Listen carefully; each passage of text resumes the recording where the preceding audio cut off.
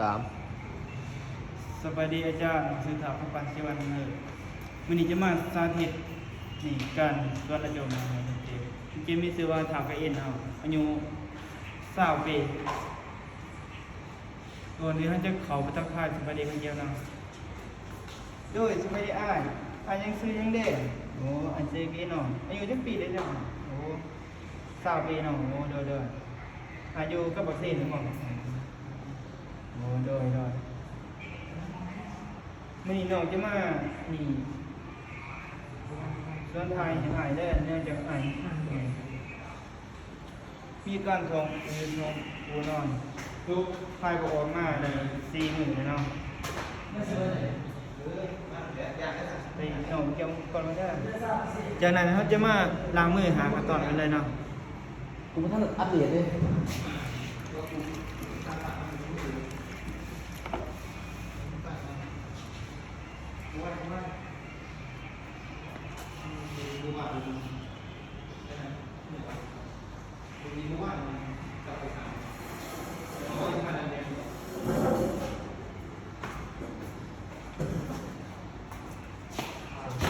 แล้วจากนั้นจะมาใส่ถุงมือเลย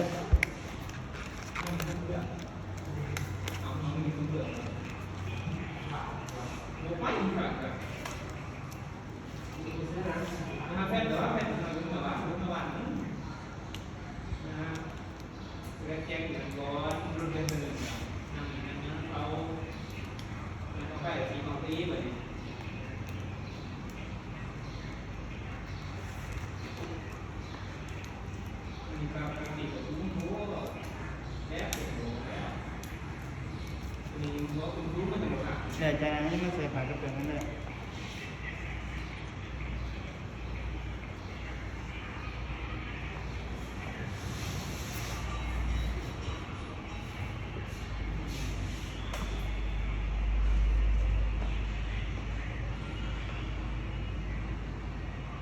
เราต้องจะเอาผ้าห้องเนาะใส่ห้องจริงๆเลยตัวใหญ่ได้เด้อ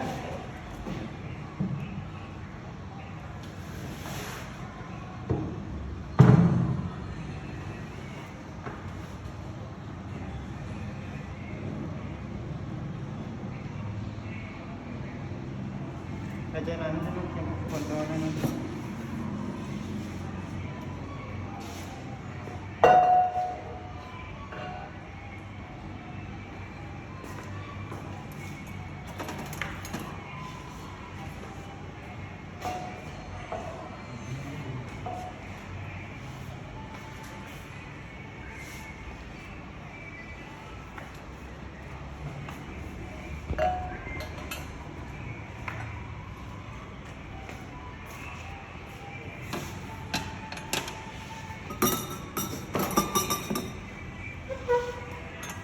จากนั้นให้มันขีดตรงแป้นใส่ซ้ำมัน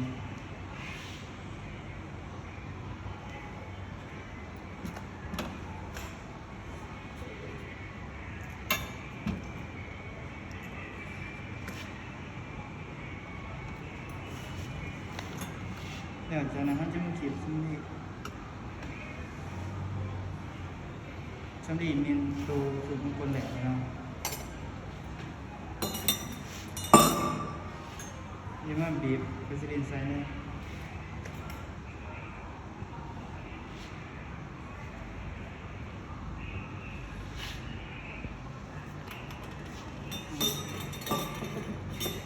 แล้วจะมาขีดหนึ่งของส่วนใส่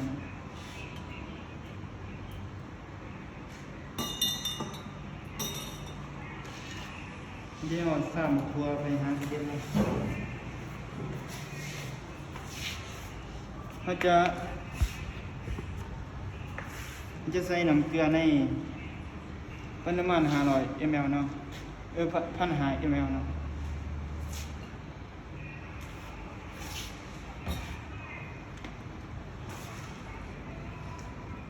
เดี๋ยวจะมาให้จะมาน้ำมันนึงน้ำมันสายยาก่อนหัวชนมัน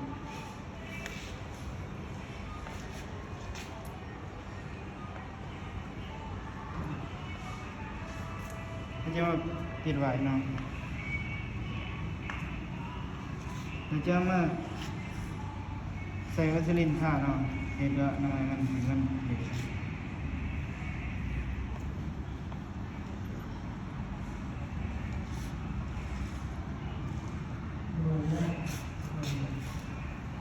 นจะใส่เกียร์เสียสูบอันนั้นไม่หูสวัสดิ์ของเจี๊ยบเนาะ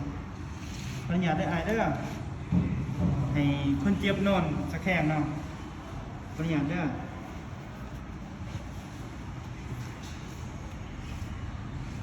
เกียร์ดีเขาเสร็จแล้วเขาจะทิ้งไว้กับตาขยาเนาะเดี๋ยวจะมันจะมาสวนนะเขาจะใส่นี่ในประมาณ3 เซนเนาะทีนี้ครับนี่อ้ายหายใจเขาลึกๆเด้อนี่อ้ายอุดกันอันไหนทากันฟิวให้ยุ่งก้นเขาก่อนถ้ากันอยู่นี่แล้วเนาะให้โบเนาะแล้วเขาจะสังเกตเป็นที่หนาวคนเจ็บนำเนาะ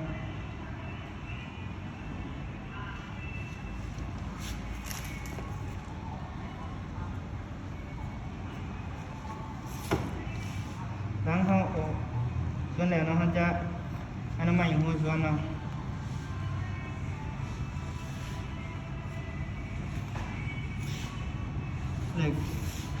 แล้วก็จะอนามัยพุทธวัตรของคนเจ็บนำเนาะ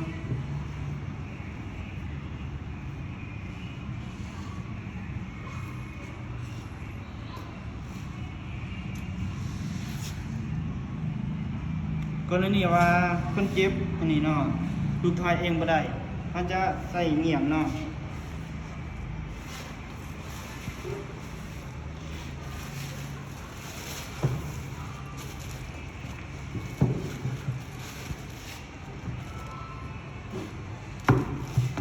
ให้คนเจ็บอันนี้เนาะทายแล้วครับ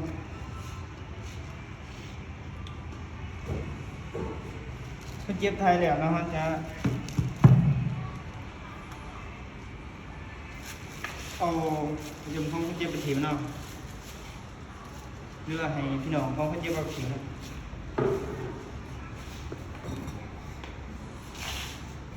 มันจะใส่สิสูเนาะมาอนามัยพุทธวัตรของเจ็บอีกเทื่อนึงเนาะเดี๋ยวเด้อไอเด้อพี่น้องเก็บอุปกรณ์เมียก่อน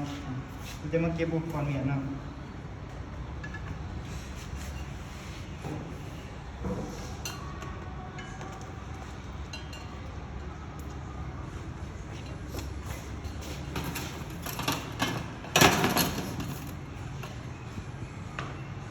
พี่จ๋าเขาเก็บอุปกรณ์เมียนเขาจะ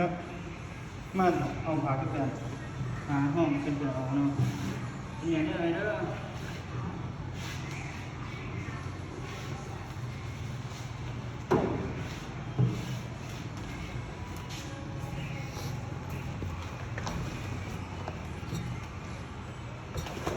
เดี๋ยวจากนั้นจะมานี่ขอผ้าให้เปิดออกเลย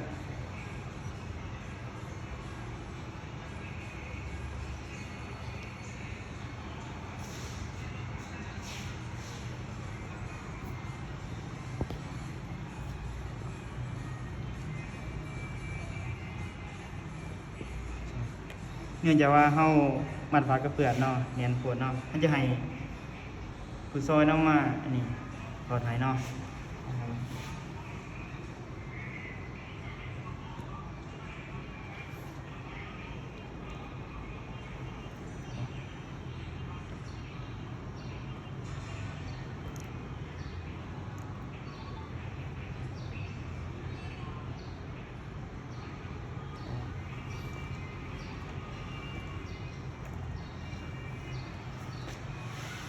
ยังมาถอนเลยเนาะ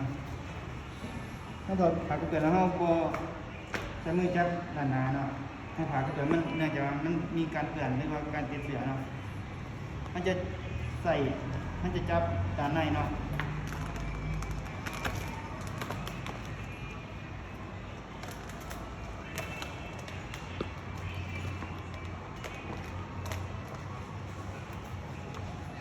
เป็นเรื่องอะไร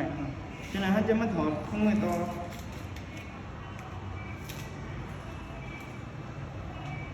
เดี๋ยวจะมาล้างมือด้วยนี่เจลเนาะ เดี๋ยวเราจะไปให้สุขศึกษาให้เขาเจ็บแล้วเนาะเรื่องให้อ้ายนอนพักผ่อนให้กินอาหารที่ย่อยสลายง่ายนะกินข้าวเปียกบ่ยังแล้วก็กินประเภทนี้บางว่าเนาะบักฮุงบ่บักกล้วยบ่เนาะ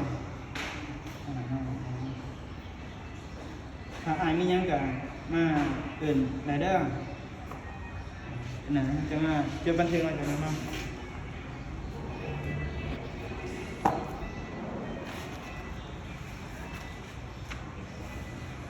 ในวันที่6เดือน12เนาะ2024เนาะได้สำเร็จการสวนทายให้คนเจ็บมีชื่อว่าเฒ่ากระอินเนาะอายุ20ปีเนาะคนเจ็บนี่มีอาการทายบ่ออกมา4มื้อแล้วเนาะที่เดี๋ยวเขามาทำการรักษาเนาะขอบใจอาจารย์